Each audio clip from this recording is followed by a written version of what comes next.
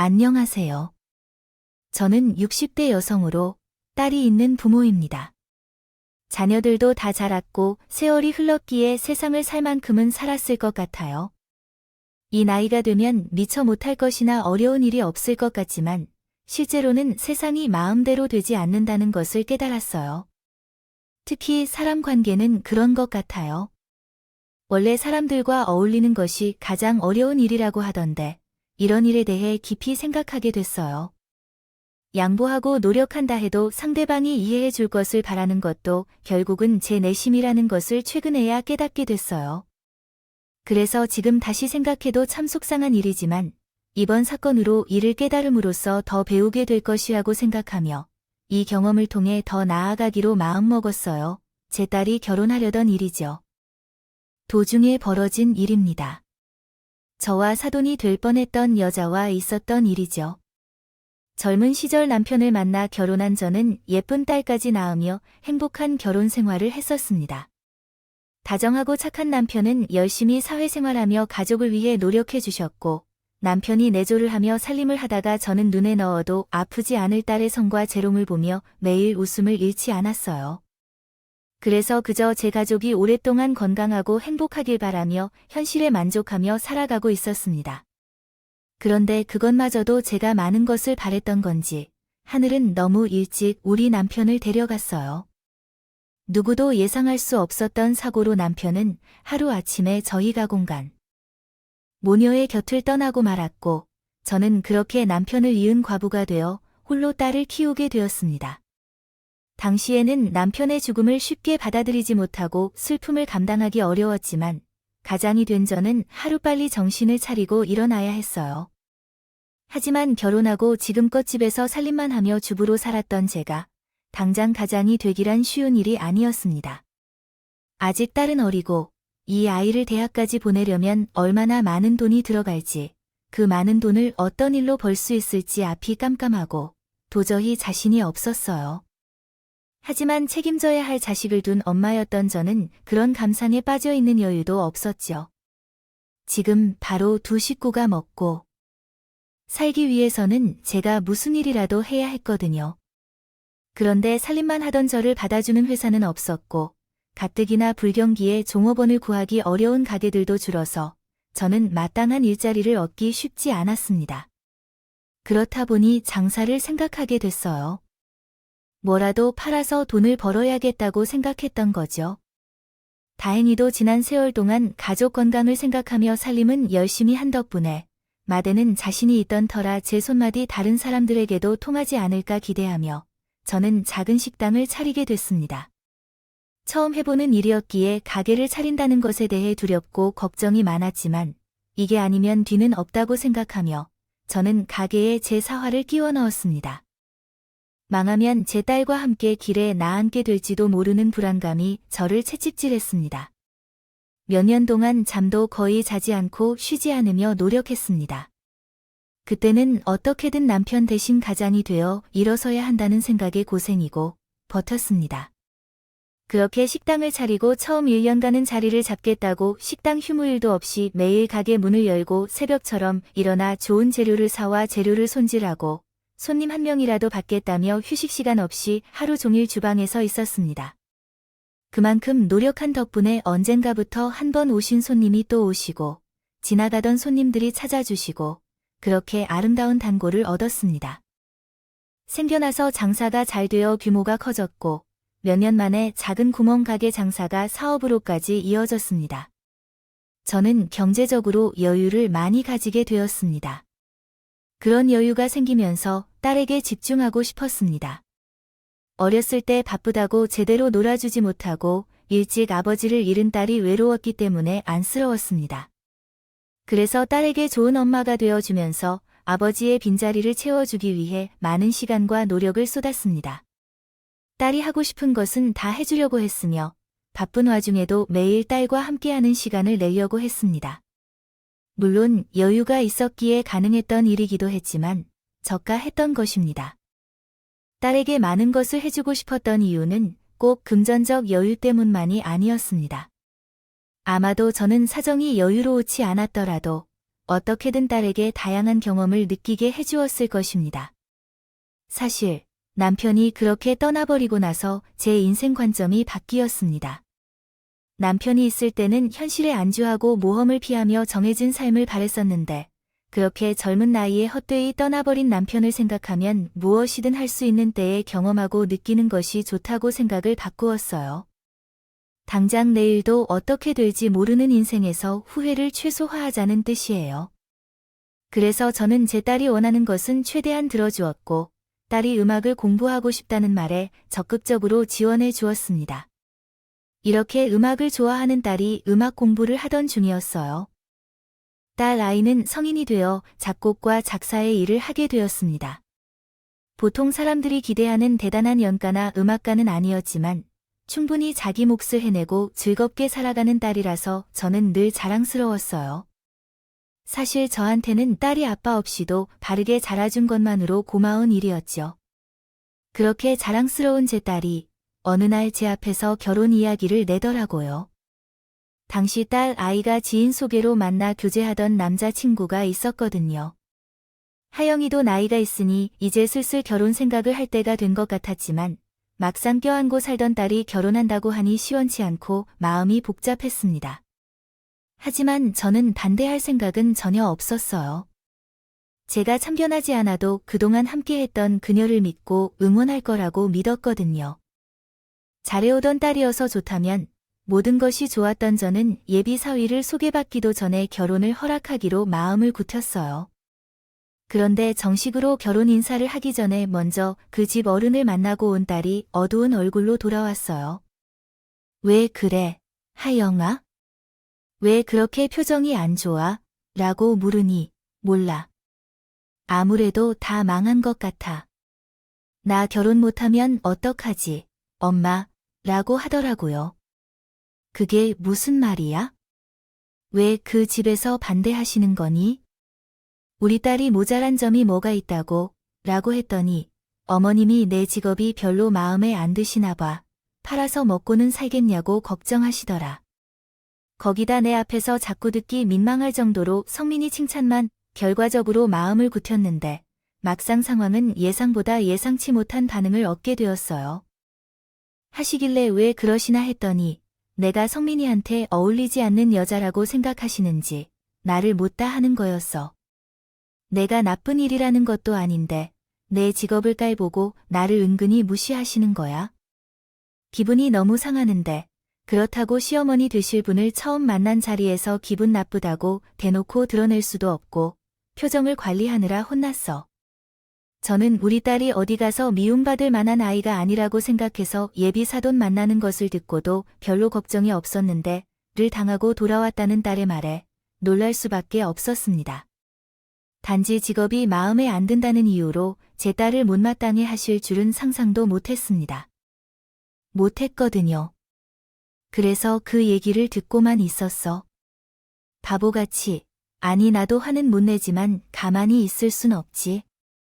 사실 내 직업이 어른들 입장에서는 이해하기 어려울 수도 있다고 생각해서 어이이게 잘 설명하려고 했지.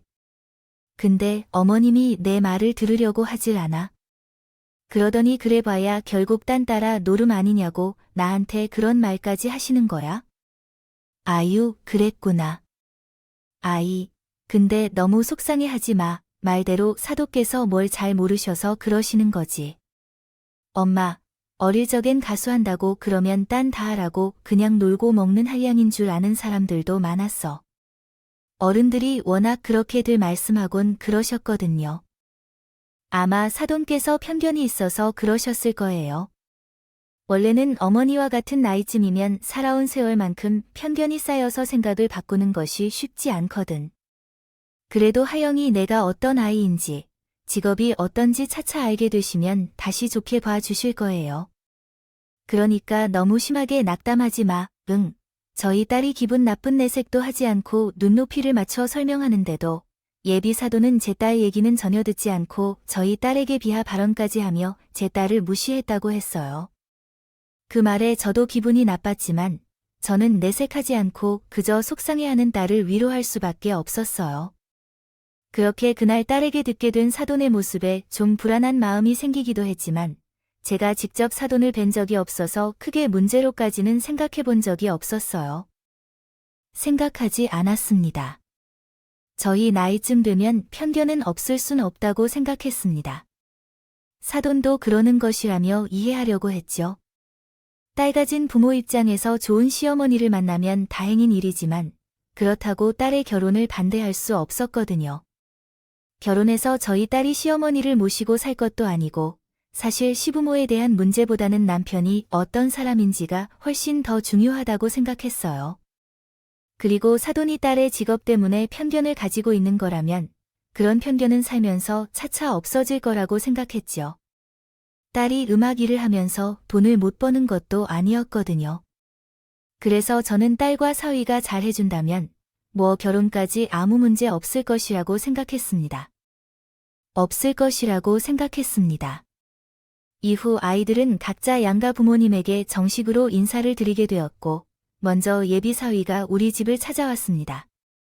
우리 집에 인사하러 온 사위는 예의 바르고 정중한 태도로 좋은 첫인상을 주었어요. 또한 제 딸을 많이 아끼고 사랑하는 듯한 모습을 보였습니다. 딸을 믿고 있었지만 직접 만나보니 내 딸이 역시 좋은 신랑을 데려왔다 생각해 기뻤습니다. 그런데 사위가 우리 집을 둘러보고 놀라는 표정을 보였습니다. 와, 집이 정말 좋네요. 저는 이렇게 큰 집일 줄 몰랐어요. 아, 이런 집에 초대받을 줄 알았으면 선물을 더 좋은 것으로 준비했을 텐데요. 걸 골라왔는데 제가 실례를 한 건 아닌가요? 모르겠네요. 아유, 무슨 말을 하는 거예요? 선물이야. 마음이 중요한 거죠. 그나저나, 하영이 말이야. 너 결혼할 사람한테 뭐 비밀이라도 있었던 거야? 비밀은 무슨, 그냥 말할 이유가 없었던 거지. 이 집이 내 집도 아니고, 엄마 집인데, 내가 미리 말해서 뭐해, 자랑하는 것도 아니고. 그리고 혹시나, 우리 집 잘 사는 거 보면, 남자친구가 부담스러워 할까봐 말 안 했던 거야. 어차피, 자기는 나보고 결혼하는 거라며 그럼 네 마가가 있어도 없어도 상관없잖아? 아, 그건 그렇지. 근데 나는 평소에 하영이 내가 워낙 아끼면서 사니까 그게 좀 놀라워서. 그래, 아무튼 이건 우리 엄마가 노력해서 꾸린 거야. 나는 내 인생을 살아야 해. 아, 그리고 어머님께는 이런 얘기 안 했으면 좋겠어. 안 그래도 내가 음악하는 것 때문에 딴 데서 놀고 먹는다고 했더니 안 좋게 생각하시는데 우리 집 사정을 아시면 내가 마음만 믿고 철없이 산다고 생각하실 거예요. 아니야, 가뜩이나 예쁨을 못 받는데 여기서 더 믿음을 보이고 싶지 않아. 그래, 알겠어. 아, 하긴 뭐 서로 집안 사정이 결혼에 중요한 것도 아니고 나도 아무 상관없지. 알고 보니 그동안 딸이 우리 집 사정을 자세히 얘기하지 않았더라고. 딸 입장에서는 사위가 그런 것에 연연하는 사람이 아니기도 했고, 뭐, 그런 기르게 괜히 철없는 자랑같이 느껴질까 봐 꺼려졌다. 다행히 사위는 놀라긴 했지만, 그 마음을 이해하는 듯 했고, 실제로도 크게 신경 쓰지 않았어요. 그래서 혹시나 더 미워하면 어머니에게는 말씀드리지 말아 주라는 딸의 이야기도 받아들였죠. 그렇게 사위는 우리 집에서 즐거운 시간을 보내다 돌아갔고 얼마 후에 우리 딸도 그 집에 인사를 드리러 다녀왔습니다. 그런데 사돈댁에 다녀온 딸이 이번에도 어두운 표정으로 돌아왔어요. 왜 그래? 이번에도 뭐라고 하셨어? 나덜러 그런 일을 하라면서 뭐하냐? 며 결혼하면 그만두고 집안일을 하라는 얘기였어요. 돈은 잘난 아들이 벌어다 줄 거니까 나덜러 남편 내조나 하고 살라는 거야. 왜 그만둬? 멀쩡히 일자하고 있는 애를 왜 그만두라고 해? 몰라요. 내가 아무리 설명을 해줘도 결국 나가 회사 다니는 직장인은 아니지 않냐면서 아무래도 반대하고 무시하며 제대로 된 일도 아닌 것 같은데 한눈 팔지 말라며 차라리 살림을 열심히 해라고 하면서 거기에 남자친구에 대해 설명한 것인지 모르겠지만 어머니께서 뭔가 오해를 하시는 것 같아요. 어머니께서 나를 음식 장사하면서 고생하는 엄마, 등골 빼먹는 철 없는 딸로 생각하시는 것 같아요. 아이 꼴을 빼먹다니 그게 무슨 소리야? 남자 친구한테 너무 말을 많이 한 것 때문인가요? 생략한 게 있긴 했지만, 아니면 그냥 오해하신 건지 모르겠지만, 엄마가 식당 장사하시는 게 얼마나 힘들게 하는 일인지를 아시는 것 같아요. 안 그래도 철없다고 무엇이라고 하는 건가요? 그 자리에서 그 구구절절 설명할 수는 없으니까 그냥 내버리게 된 얼마나 되는지 설명해 드릴게요. 또 나의 이야기를 듣지 않고 다른 이야기를 하시더라고. 딸에게 부탁해도 사위가 저희 집안 이야기를 자세히 알려주지 않아서 그런지 아무래도 사돈이 오해를 하신 것 같았어요. 우리 집안 형편이 좋지 못하다고 생각하신 건지 사돈들은 자신들이 선호하는 결혼을 하길 원해서 걱정된다며 제 딸에게 예물과 예단까지 하셨다고 했어요. 그분은 결혼 준비가 제대로 되어 있는지 예물과 예단은 제대로 할 수 있는지 따져봤어요. 혹시 자신의 아들이 힘들어하게 될까봐 걱정하시는 건데 제가 아니라고 해도 듣지 않으셔서 그렇게 하는 것 같아요. 정도는 충분히 할 수 있다. 고 약간 큰 소리로 말했다. 그랬더니 어머니께서 나에게 기분 낚이냐고 이야기하셨다. 아무 때나 자존심을 세우는 건 아니라 며 혼나시고 사돈은 왜 우리 딸을 그토록 못 믿어 오셨는지 여전히 제 딸을 무시하시고 그로 인해 참던 딸조차도 순간 격렬해져 단호하게 말하게 되었어요. 그랬더니 주제도 모르고 자존심을 부린다고 생각하는 건지 자존심을 세우지 말라고 언짢게 말씀하셨어요. 딸아이가 2번이나 상처를 받고 돌아오신 걸 보니 그제야 걱정이 시작되었습니다. 대체 무엇 때문에 그러시는 것인지, 혹시 마음에 안 드는 다른 부분이 있어서 그러시는 건지, 사돈을 직접 만나서 잘 푸는 일이 필요할 것 같아서 그렇게 생각했습니다.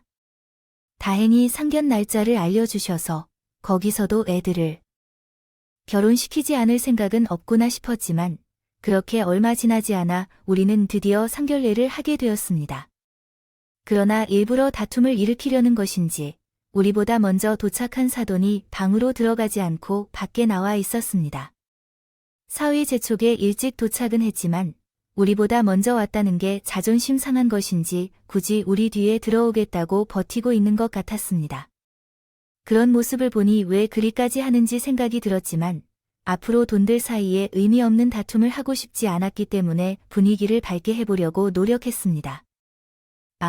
우리가 더 일찍 왔어야 했는데 소중한 손님이 먼저 와 계시기를 기다리시기 위해 죄송합니다. 우리도 일찍 오려고 했었지만 더 빨리 와야 했던 것 같습니다. 나섰는데 앞에 사고가 났는지 평소보다 좀 막힌 것 같아요. 그래도 오면서 10분 전에 도착할 수 있어서 다행이라 생각했는데, 설마 사돈이 먼저 와 계실 줄은 몰랐네요. 중요한 자리에 일찍 나와 있는 게 당연한 거죠. 그러게요. 무슨 일이 있길래 이리 늦으셨는지요? 사고가 났다는 건가요? 어떻게 설명해야 할지 모르겠네요. 직접 사고 나신 것도 아닌데. 맞아요. 다음부터는 더 일찍 다녀야겠습니다. 어떻게든 분위기를 풀어보려는 저와 달리 사돈은 저를 깔아보며 괜히 차가운 첫 분위기를 자꾸 불편하게 만들었습니다. 어떤 말을 해도 엇갈릴 것 같은 탓에 절로 가벼운 답변을 찾게 돼버렸네요. 얘기를 나눌 수 없었고 어쩔 수 없이 바로 결혼 이야기를 해야 했어요. 그러자 사돈이 마치 작정이라도 한 것처럼 이것저것 요구하는 얘기를 하시는 것 같습니다. 들으셨는지 모르겠지만 제가 하영이한테 예물과 예단에 대한 얘기를 물었어요. 아무래도 제가 사돈 택 형편을 잘 몰라서 걱정되거나 저한테 자식은 성민이 하나뿐이라 그렇게 대충 하고 싶지 않습니다. 제가 아무리 양보한다 해도 이 중돈 받아야겠네요. 그러면서 받고 싶은 예물을 줄 알지만 없는데 저희가 그 정도를 해올 수 없을 것이라고 생각하고서 일부러 제 반응을 살피는 듯 했어요. 애들이 좋다고 하니 결혼을 시켜야겠다 싶긴 한데 아무리 그래도 현재의 상황이어야겠다는 생각도 드네요. 자식과 부모의 입장에서는 걱정이 없을 수는 없네요. 요즘에는 옛날처럼 남자들만 고생하는 시대도 아니고 집에서는 서로 얼마나 도와줄지 모르겠고 자식이 하나뿐이라 빚내서라도 도와주겠다는 부모님의 마음에 걱정이 되네요. 살고 지내기 어려운 시대인데 우리 아들이 장모님 노후까지 책임지겠다는 것은 말도 안 돼요. 아직도 우리 집이 어려운 상황인 줄 알겠는데 누군가가 자기 아들의 걱정을 하며 결혼을 설릴 정도로 나를 무시하는 말에 발끈해야 할 딸인데 그런 딸을 그냥 놔둬야 했어요. 무엇이든 말아도 좋게 상냥하게 내놓는 자리를 잘 마무리하려고 노력했죠. 돌아온 딸이 무시당하던 것을 알고 나서도 제가 어떻게 행동해야 하는지도 모르겠어요. 제 모습이 속상한지 왜 그랬는지 물어보더라고요. 엄마, 그냥 다 말해버리면 돼. 뭐 그냥 돈돈거리는 사람 앞에서 말해주면 되잖아. 왜 거기까지 해야 하는지? 그러는 사람에게 다 말해줄 필요 없잖아. 그리고 혹시 우리 집 형편을 나중에라도 알게 된다면 그때는 자신들이 부끄러워할 테니까. 엄마는 이미 너희들만 잘 살면 되니까 그냥 지나치게 하면 돼. 왜 이러느냐고. 이제 와서 형편 차이를 언급하면 자존심이 상할 것 같아서 우습게 넘겼는데 그런데 속으로는 알 수 없는 사람이 꼭 부딪히려고 해서 답답하구나.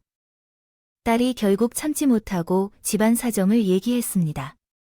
처음에는 상견례 후 아이들끼리 결혼을 준비 중이었는데 사돈이 결혼 준비 중에도 계속해서 우리 집을 무시하는 얘기를 했다는 것이었네요.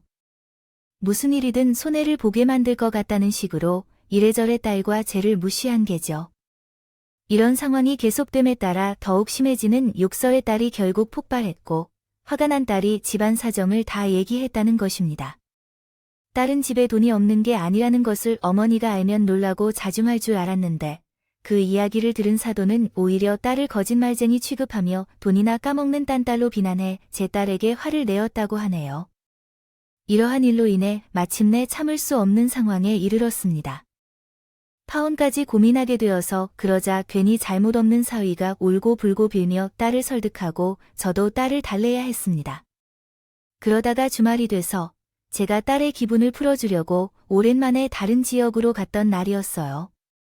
이 기간 동안 결혼 관련 스트레스를 받았을 딸아이를 생각해서 하루 종일 결혼에 대한 얘기를 꺼내지 않고 딸과 함께 맛있는 것을 먹으며 좋은 경험을 즐기면서 시간을 보냈습니다. 그렇게 하루를 즐기고 있었더니 딸도 조금씩 편안해진 얼굴을 하고 있었습니다. 결국 결혼에 대해서 긍정적으로 다시 생각해보겠다고 말했어요. 엄마, 고마워. 오늘 엄마랑 같이 즐기다 보니까 나에게 이런 시간이 필요했다는 걸 이제야 깨달게 됐어. 성민이랑 결혼을 결심한 이후 이렇게 여유로운 시간을 가본 적이 없었습니다. 결혼 계획을 세우느라 예비 시어머니의 스트레스에 대응하느라 숨 돌릴 틈이 없었거든요. 그러다 보니까 신경이 더 곤란했던 것 같아요. 또 결정적으로 그 상황이 생기면서 결혼에 대해 완전히 부정적으로 생각했거든요. 하지만 이렇게 엄마와 여유로운 시간을 지내고 나니까 조급함과 흥분이 조금은 가라앉고 결혼에 대해 다시금 긍정적으로 생각할 수 있을 것 같아요. 주변 사람들이 해준 어떤 조언들도 나 혼자 고민하던 시간들보다 더 의미 있고 도움이 되었답니다. 그래서요. 고마워. 오늘 내가 뭘 느끼길 바라왔던 건 아니었지만 그래도 엄마 때문에 도움이 됐다니 다행하다고 생각해. 그래, 너무 부정적으로만 생각하지 말고 다시 성민이랑 천천히 얘기를 나눠봐. 가벼운 마음으로 온 짧은 여행이었는데 딸에게는 마음을 가라앉히고 생각을 정리할 수 있는 시간이 됐다고 하니 정말 다행하다고 생각했어. 그래서 집으로 돌아가는 차 안에서 나는 딸보다 더 들뜬 기분으로 있었는데 그러다가 전화 한 통이 걸려왔어. 통화를 하다 보니 그동안 미루고 있던 일이 생각났어. 그래서 기분이 좋아진 채로 딸에게 허락을 구하고 잠깐 일을 볼 수 있겠냐고 물어봤어. 하영아, 엄마가 잠깐 틀릴 곳이 있는데. 괜찮겠죠. 잠깐 둘러보기만 해도 되는데 이왕이면 거기서 저녁까지 해결하고 올라가면 좋을 것 같은데 난 상관없어요. 근데 어디 가는데요? 요근에 한식당이 오픈했거든요. 근데 엄마네 결혼 문제로 바빠서 한번 못 내려와 봤네요. 그래서 확인 좀 해보려고.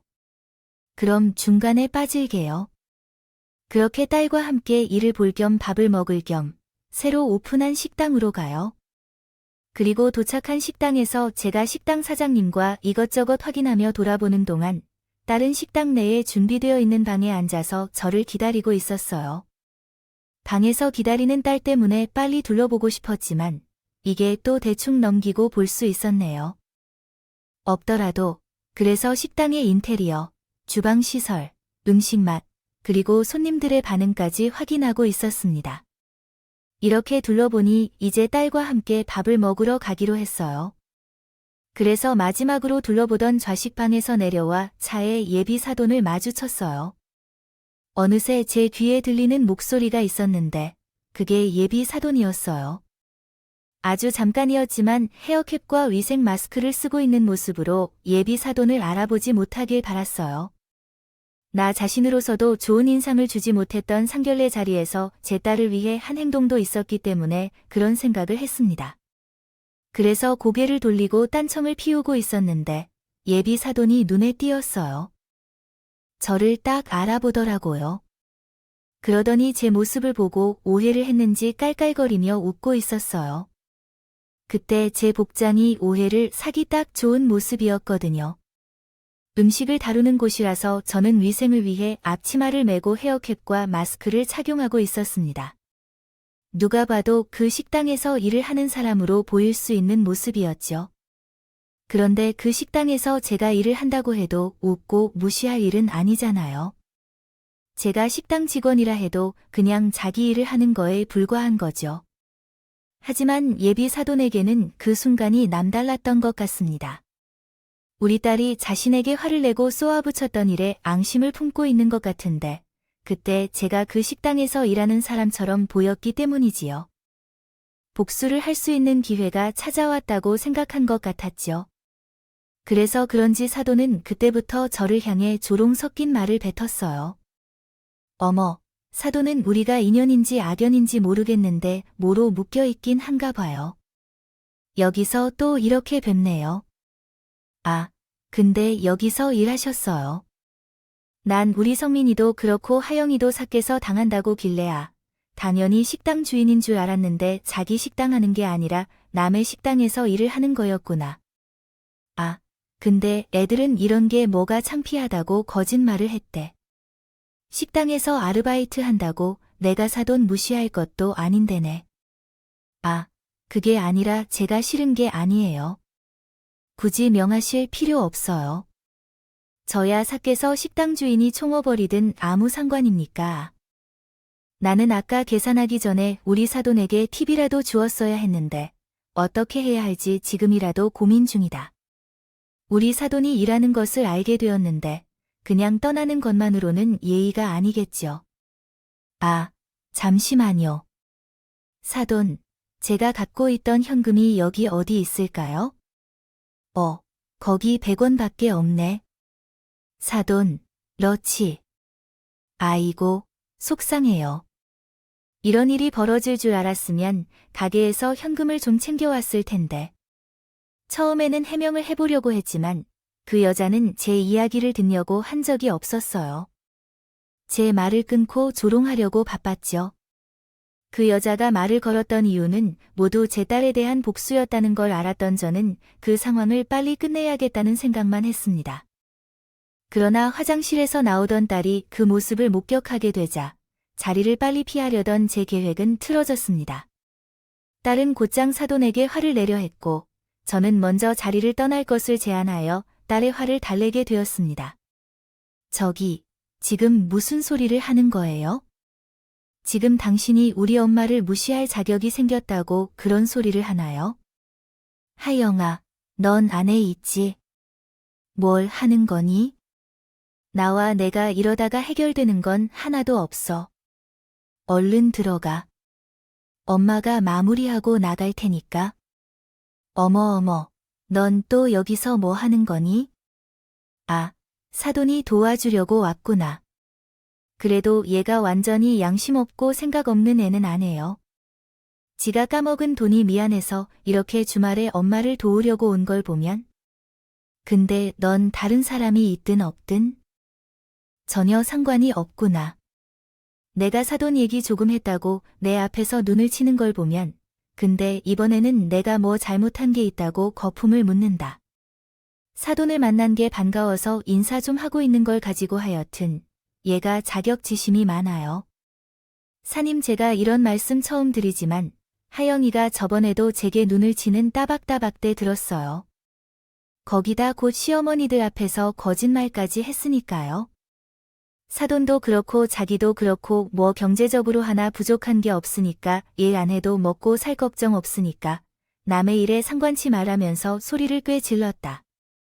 아유 그래. 제가 노파심에 좀 걱정되는 점을 주저리 말했다고 하지만 그래도 그런 거짓말을 하면서 소리를 지르면 안 됩니다. 아무래도 사모님이 혼자 하는 일도 하시고 집안일도 하시느라 정신이 없으셔서 우리 하영이의 교육에 관심이 적은 것 같습니다. 그래서 얘가 어른들에게 맨날 대들고 거짓말을 하는 것이에요. 그리고 말이 나와서 하는 말인데 하영이가 가지고 있는 그 허세나 허영심은 사모님께서 가르친 것이 아니라 스스로 갖게 된 것 같아요. 왜냐하면 저번에 그 상견례 자리에서 사모님이 입고 오신 말씀이었는데 부모들 사이에 힘겨운 경쟁이라고 해도 그런 가짜 느낌이 나는 옷을 입고 오시면 어떡해요? 아니라고 진짜와 가짜를 구별할 수도 없게 되겠죠? 가짜는 모르는 사람이 봐도 한눈에 알 수 있는 법인데 그리고 저도 우리 아들이 이 지갑을 어이없이 명품으로 선물해준다고 해서 사돈이 짝퉁으로 입고 온 그 명품 매장에 간 적이 있어서 그런 제품이 없다는 건 알고 있기도 했고요. 사돈은 아직 애들이 결혼하기까지 시간이 남아서 그러는데 그 사이에 하영이 교육 좀 잘해주세요. 하영이 때문에 우리 찰란 성민이 고생하게 만들지 마시고요. 제 딸이 한 말을 안 믿는 건 괜찮았습니다만 거짓말쟁이로 가정교육을 못 받은 취급하는 건 안 되겠다고요. 솔직히 제 딸이 왜 그렇게까지 한 거겠어요. 그렇게 행동하게 만든 사람이 누군데 그래서 저도 할 말은 하면서 상황은 조용히 마무리하려고 했죠. 거짓말이에요. 제 딸이 무슨 거짓말을. 현재 상황을 알려주지 않았기 때문에 결혼을 중단하지 않았습니다. 오늘 본 세상 다른 사람이 달라진 결혼을 다시 고려해야 한다고 말한 것 같습니다. 일단 그렇게만 하고 떠나시죠. 다른 사람들은 평온을 지키고 아무래도 상대의 입장을 들어주어야 합니다. 자신의 결혼이 아직 정해지지 않았다는 것이 무엇일까요? 또 하영이가 결혼을 고민하는 것 같다고 하셨는데 참 이상하죠. 하영이는 결혼을 생각하는 것 같아요. 집안이나 능력이 별로라고 여겼던 사람에게 거짓말을 하거나 사랑하는 것을 숨기려 한다면 참아보려고 시도했지만 이것이 결코 간단한 고민이 아닙니다. 집에 가 줄게. 야, 내가 뭔데 우리 성민이의 판단과 결정을 내리라고 나한테 그러는 거야? 너 같은 여자를 우리 며느리로 받고 싶었는지 알아? 우리 성민이가 따라다니는 여자가 어디서 그따위가 되는지 감히 결혼하지 마. 이제 내가 반대할 거니까.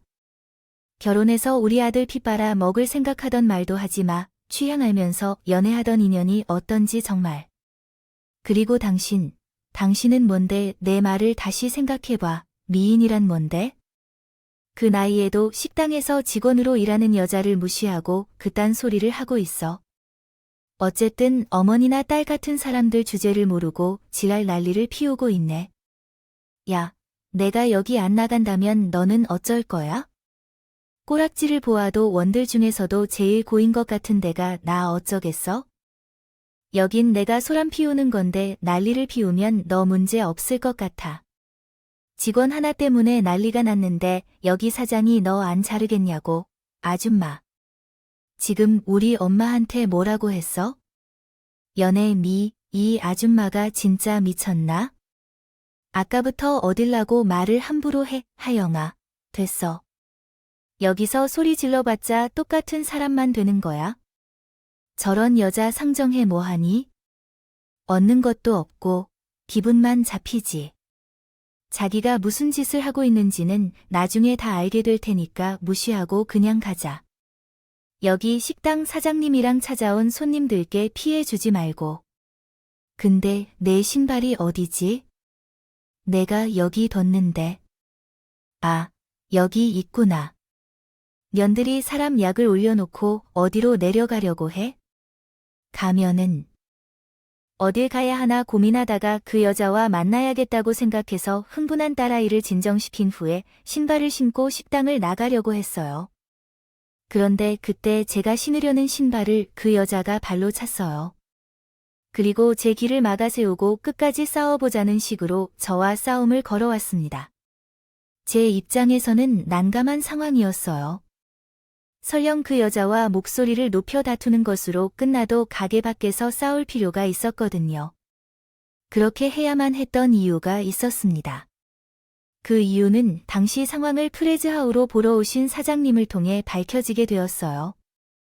갑작스러운 소동에 달려온 사장님은 나의 신발을 보시고 그 신발을 들고 오셨어요. 그리고 제 앞에 있던 사동을 밀치고 무릎을 꿇고 손순에 신발을 신겨주셨습니다. 주신 거네요. 사도는 뒤로 물러나며 현재 무슨 일이 벌어지고 있는지 모르겠다는 표정을 지었어요. 도대체 왜 값비싼 한정식 식당을 운영하는 사장인 줄 알았던데 말단 직원으로 보이는 저에게 신발을 신도록 하는지 이해가 안 되는 표정이었고, 아유, 사장님, 이렇게 안 하셔도 돼요. 신발은 저 혼자 신을 수 있어요. 이러면 오히려 욕을 먹어요, 라고 말했어요. 이러지 마세요. 아닙니다. 대표님이 안 그래도 대표님께서 식빵 바닥의 높이가 조금 높은 것 같다며 말씀하셔서 새로 시공하기 전까지 다른 직원 두거나 구두 주걱을 구비해서 손님들이 신발을 쉴 때 불편함을 최소화하려는 생각 중에 있었습니다.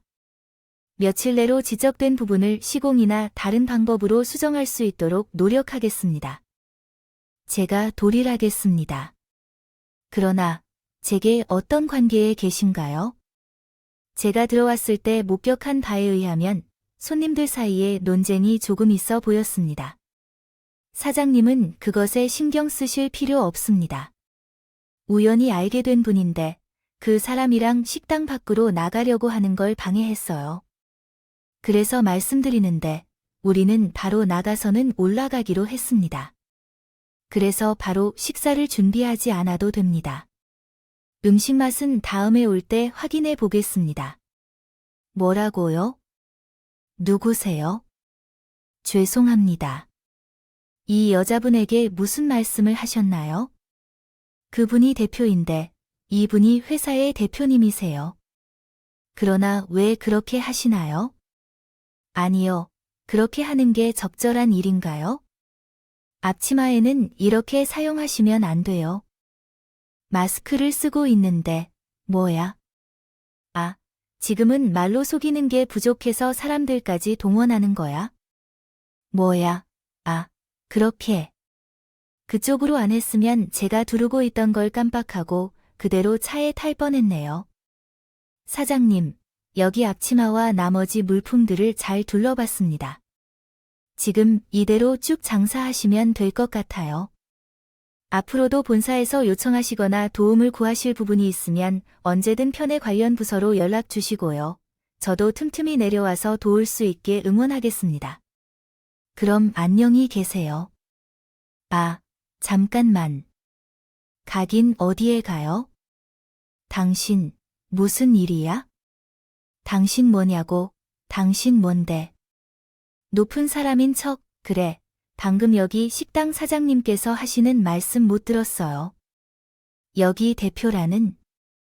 그러니까 진짜로 말해서 당신이 여기 한식당 대표라고 정확히 말하면 한식당 대표는 아니에요. 이 프랜차이즈 식당이 몇 곳 더 있는 곳을 운영하는 회사의 대표니까요. 뭐 그러면요. 식당 사장도 대표도 아니고 프랜차이즈 본사 대표라고 거짓말을 해도 적당히 해야죠. 당신, 요즘에는 그런 거짓말이 금방 들통날 거라는 세상이 어느 때나 있는데 그런 말로 사람을 속이려 하지 마세요. 요즘 인터넷은 모든 것이 공개되어 있다고 하며 당신 말대로 대단한 사람이라면 인터넷에 정보가 나오겠죠. 어디, 한번 찾아볼까요? 당신이 이 식당 프랜차이즈 회사 대표가 맞는지요? 여자는 제가 거짓말을 하고 있다고 확신했지만 신이한 모습으로 휴대폰을 켜고 그리고 인터넷을 이용해서 본사를 대표 확인했다. 그런데 저는 한 여자의 행동 때문에 골치가 아팠어요. 재벌도 아니고 유명인도 아니었기 때문에 제 사진이 인터넷에 있을 리가 없다고 생각했거든요. 하지만 인터넷 검색을 하던 그 여자의 얼굴이 점점 익숙해지기 시작하더니 자기 핸드폰을 제 얼굴 옆에 대고 번갈아가며 쳐다보기 시작했습니다. 어떤 기색이라도 느꼈어요. 여자의 휴대폰을 보니 제 사진이 나와 있더라고요. 예전에 여성신문에 인터뷰한 적이 있었는데 그 기사가 여전히 남아있는 거예요.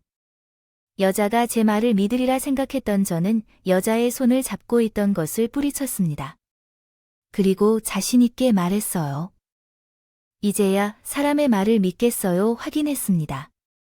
다 했으면 이제 그만합시다. 여기는 저쪽 가게가 아니라 여기에 사장님의 영업장인데 그럴 리가 없는데요. 당신이 회사 대표가 맞다면 왜 내 행동에 화를 내지 않고 그동안 꼭꼭 숨겼고 계셨나요? 저기요, 숨긴 사람은 누구세요? 제 딸이 했다면서요? 저쪽에 믿음을 가져주세요. 그리고 제가 그분들처럼 아무런 행동이나 막 해도 드는 사람으로 보이세요. 제 행동 하나하나에 믿음을 가져주시고 가게를 차린 사장님들이 얼마나 많으신지 알고 계실 텐데요. 당신처럼 행동하다가 저 때문에 그분들이 피해를 입는다면 어떻게 할 것인지 알려주세요. 이제 무슨 말인지 알았다면 나가서 식당에 피해를 주지 말아요. 자, 잠깐만, 그 앞쪽에 마스크 하실 건가요? 뭐냐고, 나는 운영하는 식당이 잘 돌아가고 있는지, 어떤 문제도 있는지 확인하는 것은 문제가 되나요? 주방에도 들어가고 여기저기 둘러보려면 위생을 준수해야죠. 또한 그렇게 입은 채로 일하는 경우 다 식당 직원입니까? 앞치마 안에 뭘 입었는지 확인하지 않나요? 자, 일하는 사람도 이렇게 입고 일하는 경우가 있습니다. 그리고 아까 말한 그 옷이 가짜 제품이라고 하던 옷인데 이렇게 가짜 같아요. 그렇게 가짜라고 확신이 든다면 함께 매장으로 가서 확인하면 되죠. 그러면 이제까지 내가 모든 것을 오해하고 있었다는 말인데 어떤 오해를 하고 있는 것인지요? 제 딸과 나는 어떤 오해할 만한 행동을 했나요? 했다고 그쪽에 혼자 착각을 한 거지. 그나저나 오늘 이렇게 이 식당에서 만나게 돼서 정말 다행이네요. 그쪽 덕분에 우리 딸이 결혼 관련해서 제 입장도 정리됐으니까 나중에 우리 애가 그쪽 아들과 이번 일로 또 만날 것 없이 여기서 확실히 하고 가죠. 저도 우리 딸과 그쪽 아들의 결혼시키지 않아요. 제가 이제까지 우리 딸이 무슨 일을 하든 단 한 번도 안 된다고 말한 적이 없는데 이번만큼은 무슨 일이 있어도 안 되겠네요. 그러니까 걱정하지 마세요. 우리 딸이 대단하신 그쪽 며느리가 될 일은 절대로 없을 테니까. 그럼 이제 된 거죠. 그럼 저흰 먼저 가겠습니다. 가보겠습니다. 앞으로는 2번 다시 그 여자를 볼 일이 없었으면 좋겠네요. 꼭 사돈은 꿀먹은 벙어리가 되어 있었어요. 솔직한 마음으로는 우리 딸과 저가 당한 일을 그 여자에게 되갚아주고 싶었지만 그러기에는 제가 책임져야 할 사람들이 너무 많았습니다. 그리고 그런 자에게 그 정도 충격을 줬으면 되지 않았나 싶었죠. 아들을 그렇게도 끔찍하게 생각하는 사람인데 자기 손으로 아들이 사랑하는 사람과 돈 걱정 없이 마음 편히 살 미래를 망가뜨렸습니다. 얼마나 자책하게 저는 그걸로 충분하다고 생각하고 사돈이 될 뻔했던 그 여자와의 악연을 잊기로 했습니다. 그런데 앞으로는 2번 다시 만나지 않을 것 같던 그 여자와 다시 마주치게 되었습니다. 됐습니다. 그 여자가 제 발로 절 찾아왔어요. 처음에는 전 그 여자가 자기 아들과 제 딸을 다시 이어주려고 저를 찾아온 줄 알았어요. 제게 용서를 빌려고 말이에요. 그런데 일말의 양심이 있었던 건지 아니면 아들의 일이 뒷전일 만큼 상황이 다급한 건지 제게 용서를 빌며 다른 말을 꺼내더라고 해요. 대표님, 제가 정말 잘못했습니다. 제가 이렇게 무릎 꿇고 필 테니 제발, 저 좀 살려주세요. 제발요. 아들의 일이라면 이미 끝났습니다. 사람이 그렇게 쉽게 변하는 게 아니라는 건 분명해요. 언젠간 그쪽이 제 딸을 이전처럼 들들 볶을 테니 그것을 알고도 제 딸에게 결혼하라고 권할 순 없죠. 그러니까 아들의 일에 대해 너무 많은 기대를 하지 마시고 돌아가세요. 당연한 일입니다. 우리 아들이 대표님과 결혼한다는 것은 부탁드리는 게 아닙니다. 그 일이 있었던 것 때문입니다. 그 일이 무엇인가요? 왜 그런지요? 제가 그쪽에 어떤 행동을 한 게 있나요? 대표님께서 제게 무슨 일을 하신 것은 아니지만 그 일 때문에 제가 지금 죽을 것 같아요. 제가 그 이야기를 풀고 싶어 하는데 동영상 하나나 사진 한 장만 찍어주실 수 있나요? 실은 며칠째도 가게에 나가지 못하고 동네를 돌아다니지 못하고 있어요. 그렇던 날 식당에서 제가 대표님께 한 일들이 인터넷 동영상으로 퍼져서 사람들 사이에서 화제가 되었거든요. 그래서 개념 없는 여자로 인식이 되어 희롱을 받고 있습니다. 해당 텍스트를 번역하면 다음과 같습니다. 이런 일이 발생하여 제 가게로 사람들이 몰렸습니다. 전화는 끊임없이 와서 사람들도 계속 몰려들기 시작했습니다. 장사는 더 이상 진행될 수 없었고 정말 어려운 상황이었어요. 그러니까 사람들에게 상황이 잘 해결됐다고 전해주기 위해 한 장의 사진만 찍어주시면 정말 감사하겠습니다. 그날 그 여자와 일어난 일을 처음부터 끝까지 녹화해 인터넷에 올렸고 그 영상이 퍼지면서 화제가 되었습니다. 그 영상으로 제가 조롱당하고 난 전과 동일한 상황에서 근처 가게로 사람들이 몰려들게 되었습니다. 전화조차 장난 전화로 오며 가짜 주문을 넣고 협박도 당했는데 가게 문을 닫을 수밖에 없었습니다. 열 수가 없었다고 했어요. 또한 자기 주변 사람들이 모두 자신을 알아보고 손가락질하는 것 같아 대인 기피증 증상도 겪고 있다고 했죠. 그러면서 자신을 불쌍하게 여기고 도움을 달라고 하는데 왜 그렇게까지 해줘야 하는지 의문이 들었어요. 뭐 안타까운 상황이긴 했지만 제가 잘못을 한 것도 피해를 준 것도 없었으니까 말이에요. 그건 안 되겠는데요. 제가 사업을 하고 있어서 잘 모르는 사람과는 사진을 잘 안 찍어요. 또한 그럴 일은 없겠지만 상대방이 제 아이를 이용하여 다른 사람들에게 사기를 치는 일이 일어날까 걱정되기도 했고요. 결정적으로 저는 하는 동작인 것 같아요.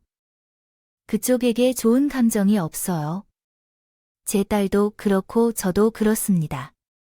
그쪽에게 무시당하고 상처를 받았으니 제 손으로 직접 복수할 생각도 없습니다. 그냥 그날 일을 마지막으로 더는 얼굴을 보지 않았으면 상종을 하지 않았으면 좋겠습니다. 그러니까 제 도움을 구하지 말고 알아서 해결하세요. 그리고 있었던 행동들도 아니에요. 자기가 한 행동이면 책임을 짊어지고 무슨 일이 생기든 감내해야 해요. 오늘은 어쩌다 말이 길어졌는데 다음에는 이렇게 길게 상담 안 할 거예요. 그러니까 찾아오지 마세요. 안 돼요. 대표님 아니, 사돈 제발요. 제발, 저 좀 도와주세요. 이러다 정말 죽을지도 몰라요. 동네에서 이사를 가야 할 것 같아요. 지경이라고 애원하며 도움을 요청하는 여자를 뒤로 하고 집으로 들어갔어요.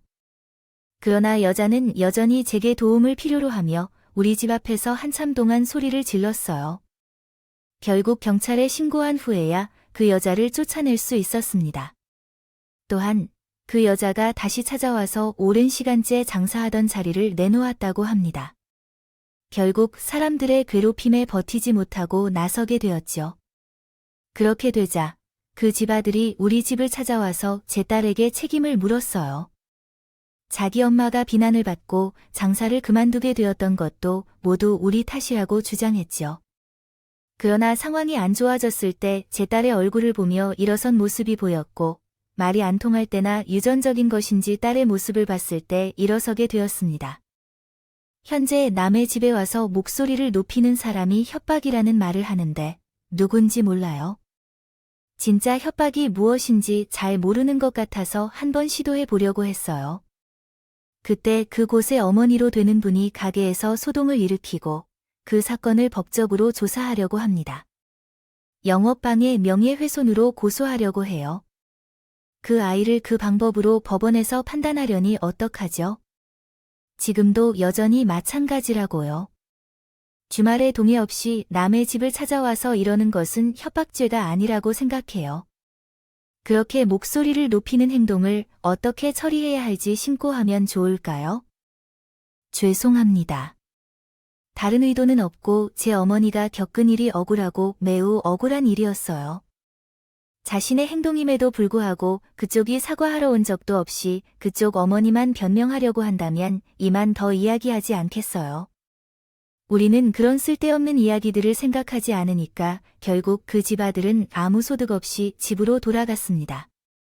그 이후로 제 앞에 나타나지 않았고 제 딸에게도 나타나지 않았어요.